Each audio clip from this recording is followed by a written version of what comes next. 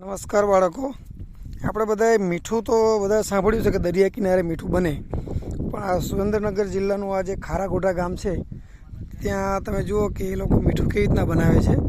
તો આ આખો આ સૂકો વેરાન પટ્ટો છે. અહીંયા એ લોકો સોલર પ્લેટથી જમીનમાં બોર કરે. પાણી 50-60 ફૂટ જ છે ને પાણી એટલું ખારું નીકળે છે.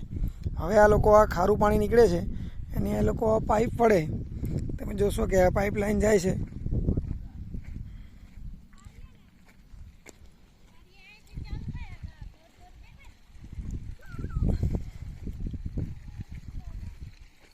પાઇપ વડે આપણે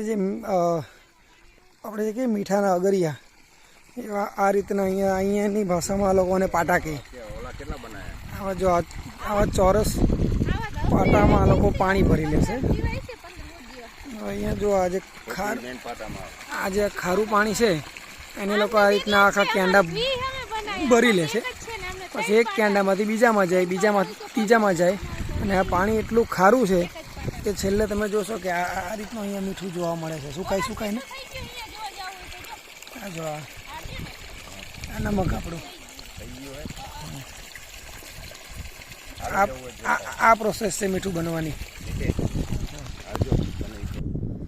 અહીંયા વિશાળ પટ્ટાઓમાં માત્ર જમીન ખારી એટલે કોઈ ખેતી થાય નહીં. આ લોકો મીઠું જ પકવે છે, પણ પાણી એ લોકો જમીનમાંથી ખારું પાણી લાવે છે અને એને જ સૂકવીને એમાંથી મીઠું પકવે છે. આ રીતના લોકો એકમાંથી બીજા કેંડામાં, બીજામાંથી ત્રીજા કેંડામાં લોકો પાણી ભરી રાખે છે.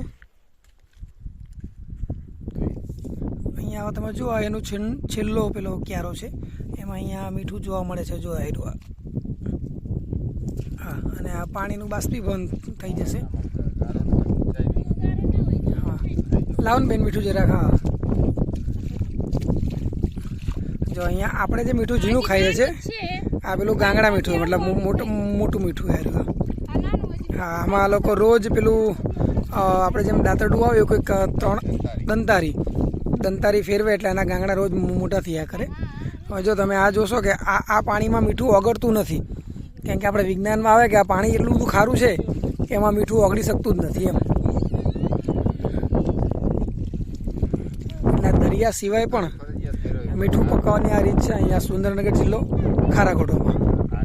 થેન્ક યુ મિત્રો. જો આ રીતે જે છેલ્લો ક્યારો એ લોકોને આમાં આ મીઠું પાકે તેમાં એ લોકો આ રીતે આંકાવાળું કોઈ દંતારી કહે છે લોકલ ભાષામાં, એ લોકો ફેરવે જેથી કરીને મીઠું.